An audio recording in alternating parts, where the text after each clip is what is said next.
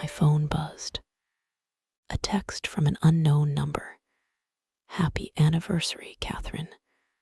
Or should I say, happy anniversary, Sarah.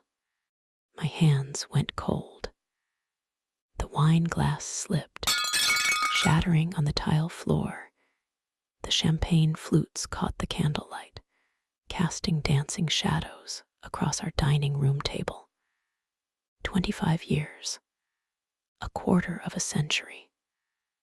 Marcus raised his glass, his smile reaching those warm brown eyes that had first captivated me at a college party in 1998. To my beautiful wife, Catherine, he said, 25 years of the best life I could have imagined. You've given me everything, 3 incredible children, a home filled with love, and more happiness than any man deserves. I clinked my glass against his, the crystal singing a pure, clear note. To us, I managed, my voice steady despite the weight pressing against my chest. Around us, our children and closest friends applauded. Jennifer, our eldest at 23, wiped tears from her eyes. She'd always been emotional, my Jennifer. Thomas, 21, grinned and raised his beer bottle in solidarity with his father. And little Sophie, though at 18, she hated being called little, recorded everything on her phone, already planning the Instagram post that would make all her friends jealous of her parents' perfect marriage. Perfect. That word again. Speech. Someone called out. Catherine, you have to say something. I set down my glass carefully. 20 pairs of eyes fixed on me, our children, our dearest friends, Marcus's business partners and their wives, my sister Rebecca, who'd flown in from Seattle. All of them looking at me with such love, such admiration, such absolute certainty that they knew exactly who I was. I'm not good at speeches, I began, which was true. But I can say that these 25 years with Marcus have been transformative. He's been my rock, my partner, my best friend. We built this beautiful life together, raised 3 children who make me proud every single day, and created a home filled with love. Every word was true, and every word was also a lie. Marriage isn't always easy, I continued, my voice catching slightly. It requires sacrifice, compromise, and the willingness to put someone else's needs before your own. It requires you to become someone new, someone better than who you were before. Marcus was nodding, his eyes glistening. He thought he understood what I meant. He had no idea. So here's to 25 more years, I finished, raising my glass again. To the life we've built, to the people we've become. The applause was thunderous. Marcus kissed me, and I kissed him back, tasting champagne and guilt in equal measure. Later, after everyone had gone home and the children had retreated to their rooms, Marcus and I stood in the kitchen, loading the dishwasher in comfortable silence. It was our ritual. He washed, I dried, moving around each other with the practiced ease of 2 people who'd shared the same space for a quarter century. That was perfect, Marcus said, handing me a wine glass. Everything was absolutely perfect. It was lovely, I agreed. Jennifer's bringing David by next week. I think he's going to propose soon. Really, she has that look. The same look you had right before I proposed. He smiled at the memory. Remember that weekend at the lake house? You kept fidgeting with your hands, like you knew something was coming. I remembered. I'd been 22 years old, terrified and exhilarated and convinced I was making the right choice. That was a lifetime ago, I said softly. Best decision I ever made, Marcus said, kissing my forehead. Asking you to marry me. He went upstairs to bed, calling back that he'd wait up for me.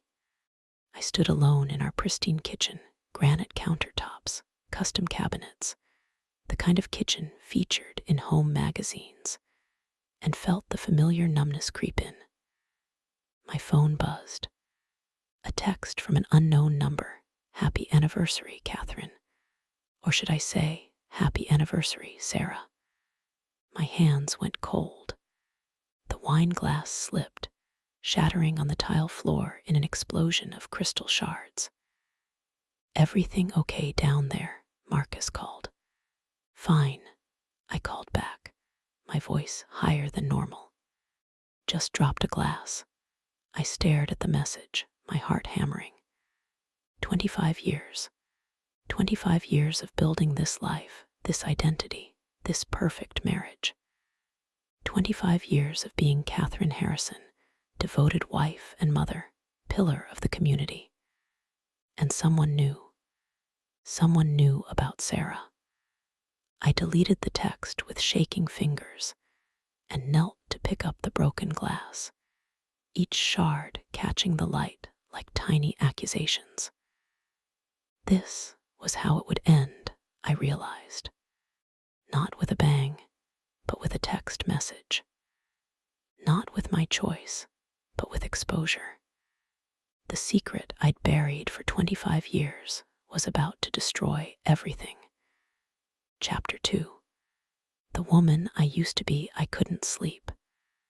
I lay next to Marcus, listening to his steady breathing, and watched the shadows move across the ceiling. At 3 a.m., I gave up and slipped out of bed, grabbing my robe and padding downstairs in the darkness.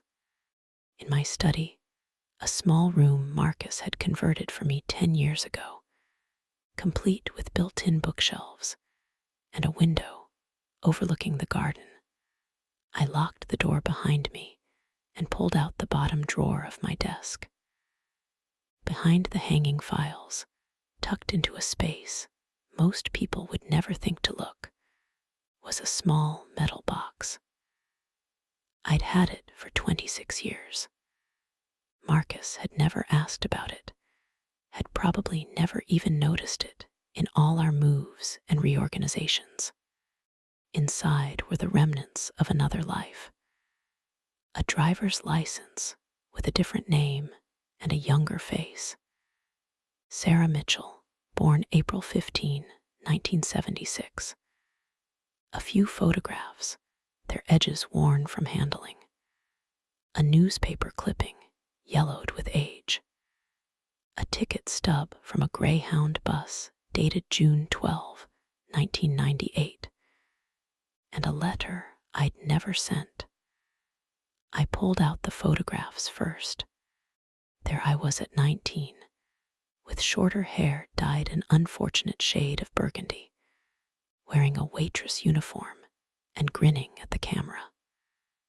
Behind me, visible through the diner window, was the neon sign, Rosie's Diner, open 24 hours.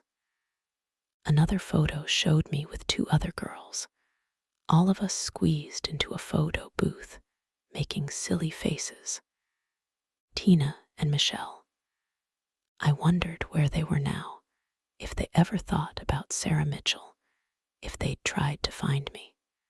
The third photograph made my breath catch even after all these years. A young man with dark hair and laughing eyes, his arm around 19-year-old me. Both of us looked so happy, so carefree, so completely unaware of what was coming. Daniel. I hadn't let myself think his name in years. The newspaper clipping was brief, just a few paragraphs. Local man found dead in apparent robbery. Daniel Reeves, 24, was found deceased in his apartment on the evening of June 10th. Police are investigating the incident as a homicide connected to a robbery gone wrong.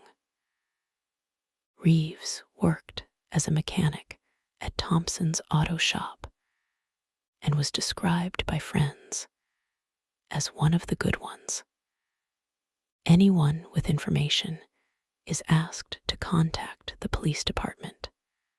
Reeves is survived by his mother, Patricia Reeves, and his girlfriend, Sarah Mitchell, who I couldn't read the rest. I never could. I put the clipping aside and unfolded the letter, pages and pages written in my younger hand, shaky with grief and fear. Dear Mrs. Reeves, I don't know if you'll ever read this. I don't know if I'll ever have the courage to send it. But I need to write it, need to tell someone the truth, even if that someone never knows. Daniel didn't die in a robbery. He died because of me. Because of what I knew, what I saw, what I was stupid enough to think I could fix. I was working at Rosie's Diner when Victor Castellano started coming in. He always sat in my section, always left big tips, always acted like such a gentleman. I thought he was just a businessman. I was so naive. One night, I was closing up late. I was in the back, taking out the trash, when I saw them, Victor and two of his guys, in the alley behind the restaurant. They had someone with them, someone who was begging, crying. And then I saw them kill him. I saw everything, and they saw me. Victor came into the diner the next day like nothing had happened. He sat in my section, ordered his usual coffee, and told me that I seemed like a smart girl. Smart enough to know when to keep my mouth shut. Smart enough to understand that accidents happen to people who talk too much. Smart enough to know that the people I loved could have accidents too. I should have gone to the police. I know that now. But I was 19 and terrified, and I thought if I just kept quiet, it would all go away. Then Daniel started asking questions. He knew something was wrong. He could always tell when I was upset. And I was so scared, so alone, that I told him. I told him everything. Daniel said we'd go to the police together. He said he'd protect me. He said everything would be okay. 2 days later, he was dead. The police called it a robbery, but nothing was taken. His wallet was still in his pocket. His watch was still on his wrist. It wasn't a robbery. It was a message. I left town that night. I took everything I could carry, got on a bus, and disappeared. I changed my name. I changed everything. I became someone else, someone who hadn't witnessed a murder, someone who hadn't gotten the man she loved killed, someone who could live with herself. I became Catherine. I'm so sorry, Mrs. Reeves. I'm sorry I didn't go to the police first. I'm sorry I told Daniel the truth. I'm sorry I wasn't brave enough to stay and face what I'd done. I'm sorry I let them call it a robbery when we both know it was murder. Most of all, I'm sorry your son loved someone like me. He deserved so much better. I'll carry this guilt for the rest of my life.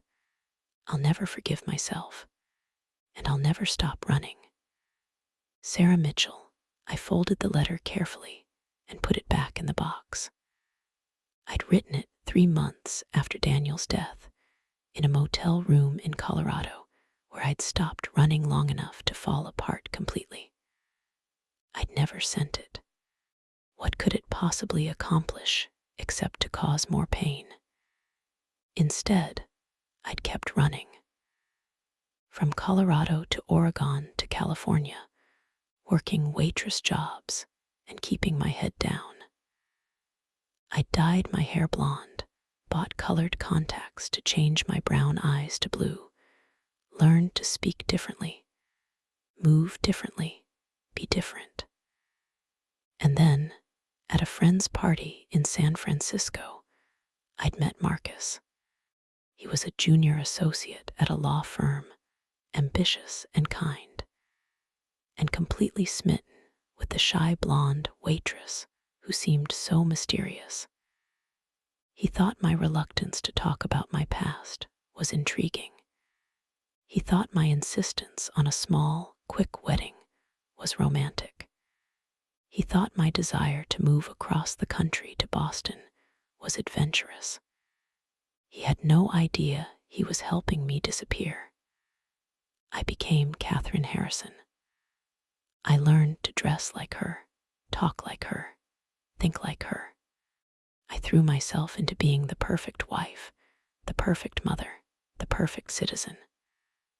I volunteered at schools and sat on charity boards and hosted dinner parties. I built a life so normal, so respectable, so visible that no one would ever think to look deeper. For 25 years, it had worked. Now someone knew. Someone had found me. My phone buzzed again. Another message from the unknown number. We need to talk. Meet me tomorrow at 2 p.m. The address is 1247 Maple Street. Come alone. Don't tell anyone. If you ignore this message, I'll tell your husband everything. I'll tell everyone everything. A second message followed immediately. I know what you saw that night at the diner. I know what Victor did. I know what happened to Daniel. I know all of it, Sarah. My hands were shaking so badly, I almost dropped the phone. Victor Castellano. I hadn't heard that name spoken aloud in 25 years. Just seeing it written out made my stomach turn. Was he still alive? Still active? Still dangerous? Of course he was. Men like Victor didn't retire. They didn't disappear. They accumulated power and insulated themselves with money and lawyers and politicians in their pockets. And now someone connected to him had found me. I looked at the address. Maple Street was in a part of town I rarely visited, industrial, rundown, the kind of place Marcus would never think to look for me, which was probably the point. I had two choices: go to the meeting and find out what they wanted, or ignore it and wait for my life to explode.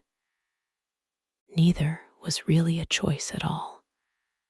I typed back with numb fingers, "I'll be there." The response came instantly. "Smart girl," just like Victor always said.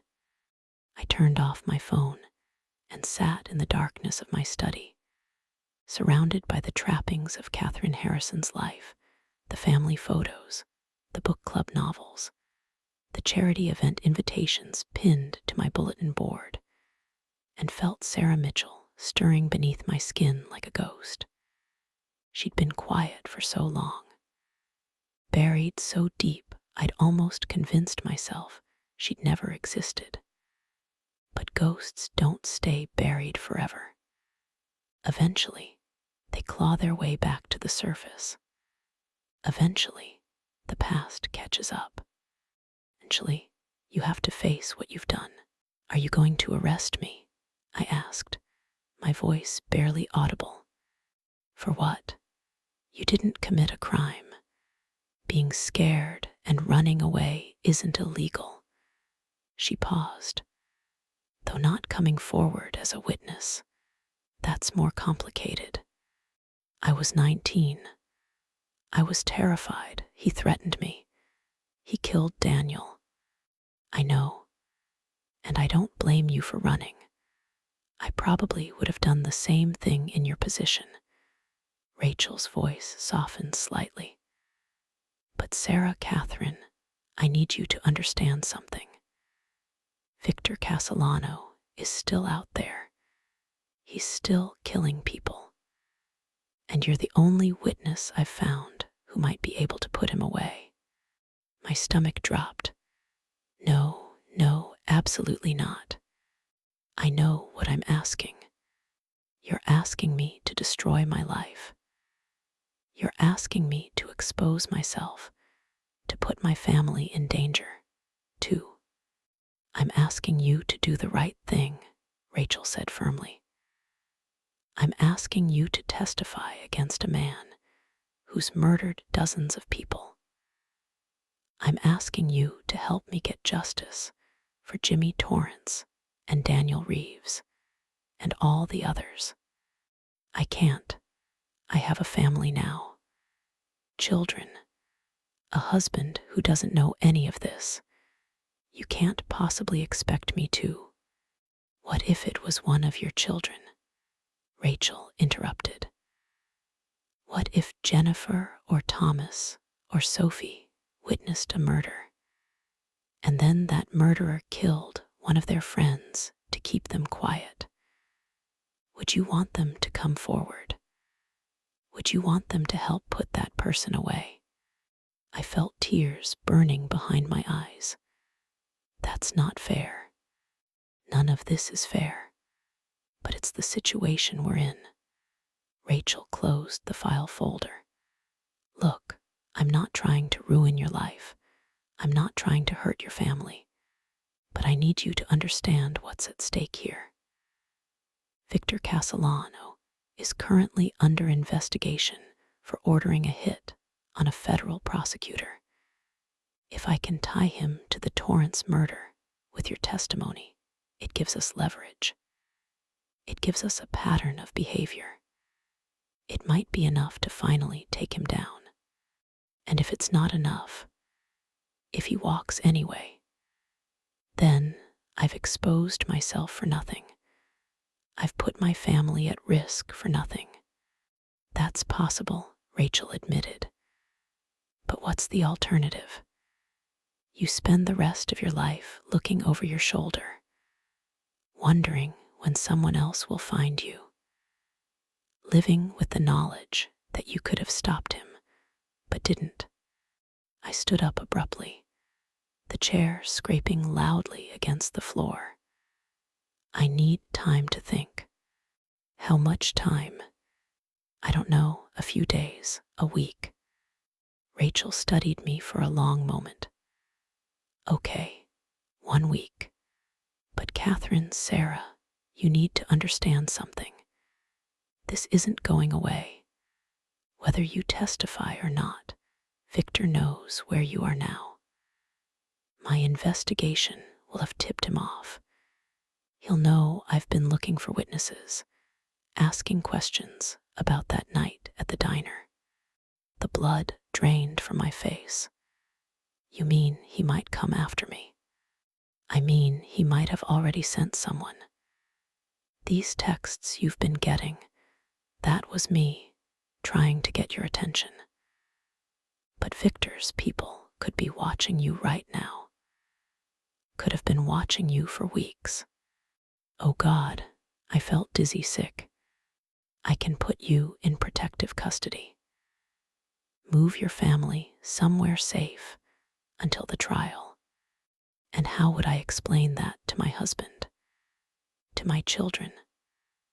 Sorry, kids.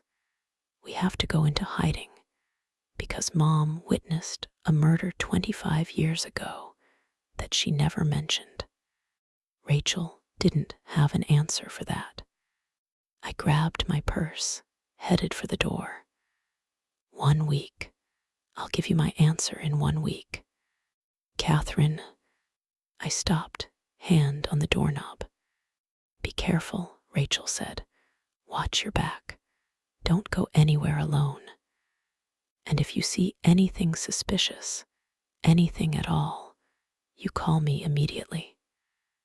She handed me a business card. My personal number is on there. 24 hours.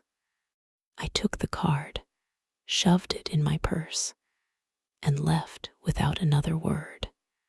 In the elevator, I finally let the tears come. Silent, frustrated, terrified tears that I wiped away quickly before stepping back out onto the street.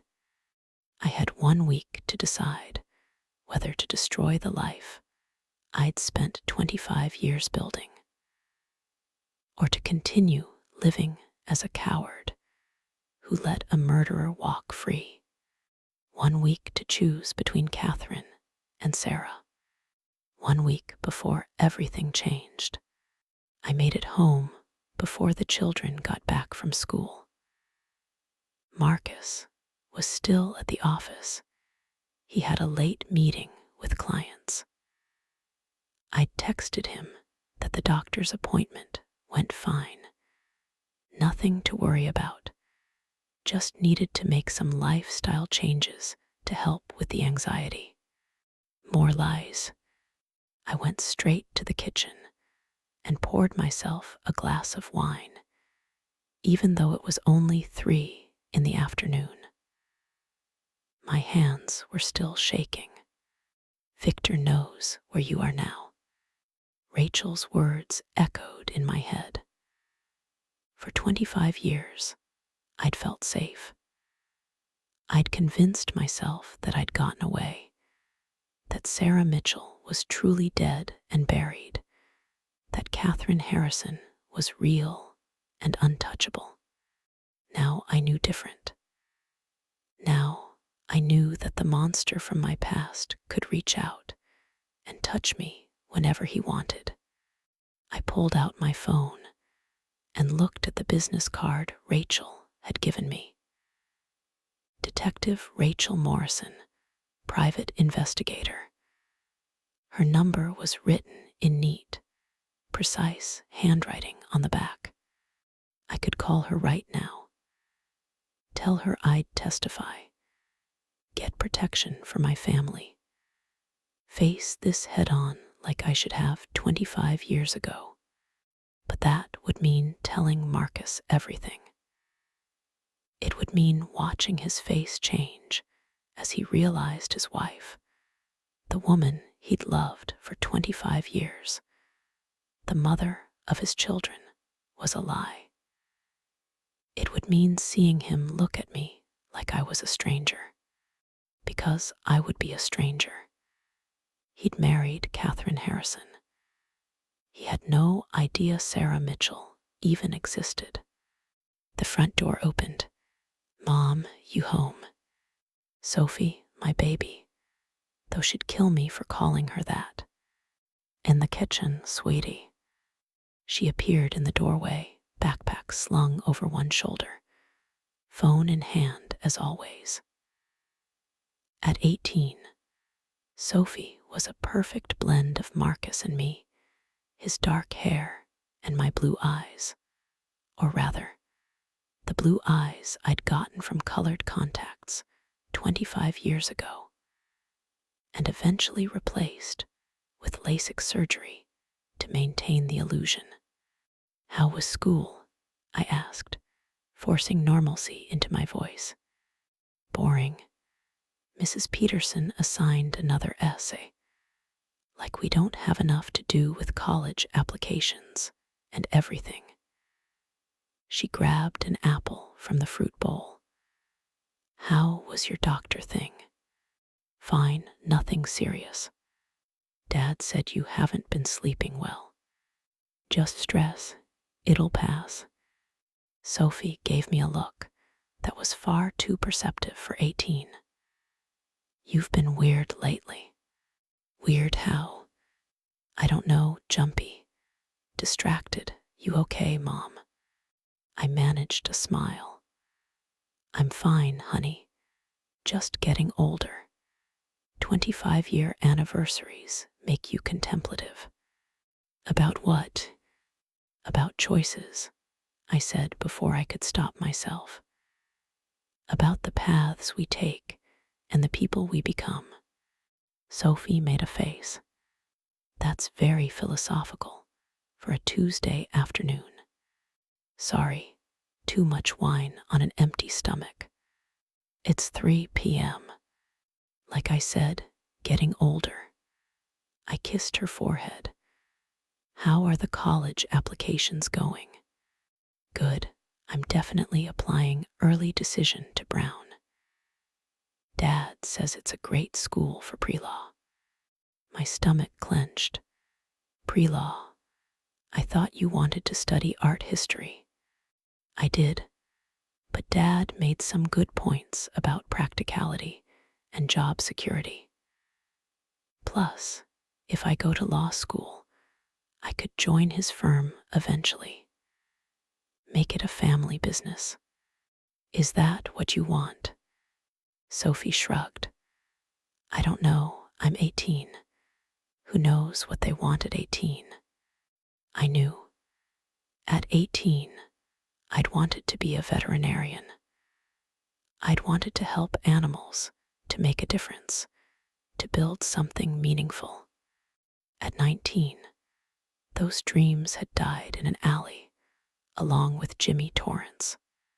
Sophie, I said carefully, you should study what you love. Do what makes you happy. Life's too short to live someone else's dream. She looked at me strangely. Since when are you the follow your dreams type? You're always the practical one, the make responsible choices one. Since today, I thought. Since I realized that responsible choices could cost you everything, including yourself. Just thinking about things, I said. Ignore me. I'm being maudlin. Sophie's phone buzzed. She glanced at it, her face lighting up. Brandon's asking if I want to grab coffee. Can I go? It's a school night. Mom, it's coffee. I'll be back by 7. Fine, but homework first when you get back. Deal. She grabbed her bag and headed for the door, then paused. Mom, you'd tell me if something was really wrong, wouldn't you? My heart clenched. Of course, honey. Okay, love you. Love you too.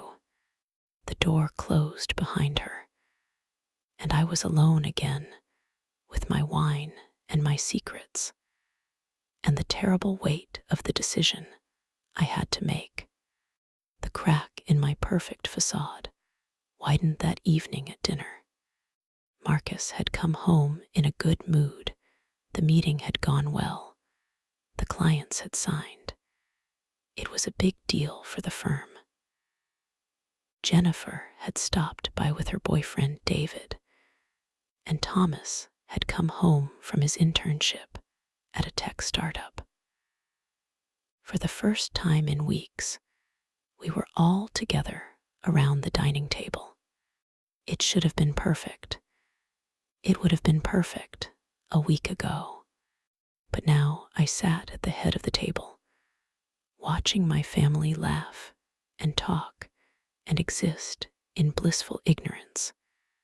And all I could think was, how do I tell them? Catherine, earth to Catherine. I blinked. Marcus was looking at me with concern. Sorry, what? Jennifer just asked you a question. Oh, I'm sorry, honey. What did you ask? Jennifer exchanged a glance with David. I asked what you thought about June for a wedding. If we were planning one. Hypothetically, the table erupted in excited chatter. Thomas whooped. Sophie immediately started talking about bridesmaid dresses. Marcus beamed like he'd personally arranged the whole thing. That's wonderful, I said automatically. June is beautiful. You don't seem excited, Jennifer said, her smile faltering. I'm thrilled. I looked around the table at their expectant faces. I just want to make sure you're doing this for the right reasons, that you're not rushing into anything. Mom, David, and I have been together for 3 years. I know, but she's right to ask, David said, taking Jennifer's hand. These are important questions, but I can promise you, Mrs. Harrison, I love your daughter. I want to spend my life with her, and I'll do everything in my power to make her happy. He meant every word. I could see it in his eyes. He loved Jennifer the way Marcus had loved me, completely, without reservation, without knowing all the dark corners that existed inside the person he loved. That's all any mother wants to hear, I said, and managed a genuine smile, despite the tears threatening to spill over. After dinner, I excused myself to help clean up while Marcus and the kids moved to the living room. I was loading the dishwasher when Jennifer appeared beside me. Is everything okay, Mom? You seem off. I'm fine. You're not fine. You've barely eaten for days. Dad says you're not sleeping. And tonight, when I told you about David, you looked like someone had died. I stopped, considered my words carefully. When you make big life choices, you're also choosing who you're going to be. The path you take determines the person you become. Sometimes I wonder if we really understand that when we're young. Jennifer leaned against the counter. Are you saying you regret marrying Dad? What? No, honey. I love your father very much. But nothing. I'm just being philosophical. Ignore me. You keep saying that. Ignore me. I'm being weird. Mom, what's going on? I looked at my daughter, my beautiful, smart, perceptive daughter, who'd inherited Marcus's analytical mind and my. What had she inherited from Sarah Mitchell, the girl I used to be? If I told you something, I said slowly, something about my past that might change how you see me, would you still love me? Jennifer's expression shifted to concern. Mom, you're scaring me. What are you talking about? I'm talking about. I stopped. What was I doing? I couldn't tell her. Not like this. Not yet. I'm talking about getting older and wondering if you made the right choices. That's all. That's not all. Mom, seriously, what's wrong? Nothing, everything. I don't know. I closed the dishwasher with more force than necessary. I'm sorry. I'm having a moment. I'll be fine. Mom, Jennifer, please. I need you to drop this. Can you do that for me? She studied me for a long moment, clearly torn between pushing further and respecting my wishes. Finally, she nodded. Okay, but I'm here if you need to talk. About anything. After they all left, Jennifer and David heading back to their apartment, Thomas to his dorm, Sophie to her room to study, Marcus found me standing at the kitchen window, staring out at nothing. Want to tell me what that was about? He asked gently. What was about? You were somewhere else all evening. And that conversation with Jennifer. Catherine, what's going on? I turned to face him. Do you ever wonder who we would have become if we'd made different choices? What kind of question is that? A genuine one. What if you hadn't gone to law school? What if I hadn't moved to San Francisco? What if we'd never met at that party? Marcus moved closer, took my hands in his. But we did meet. We did make these choices, and they brought us here to this life, this family, these 25 years together. Why are you questioning that now? I'm not questioning it. I struggled to find words that wouldn't reveal too much. I'm wondering if we ever really know the person we're married to, if we ever really know ourselves. This is about your doctor's appointment, isn't it? What did they say? Nothing conclusive. Catherine, his voice was firm now. I've been patient, but you need to tell me what's happening.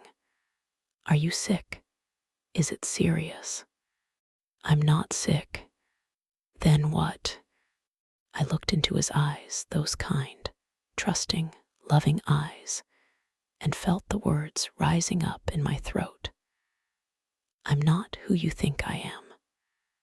I've been lying to you for 25 years. My name isn't Catherine. I'm not who you married. But what came out was, I'm just stressed. The anniversary, Jennifer's engagement, Sophie going to college soon. It's a lot of change all at once. It was a coward's answer. But I was a coward. I'd proven that 25 years ago. Marcus pulled me into his arms. We'll get through it. We always do, together.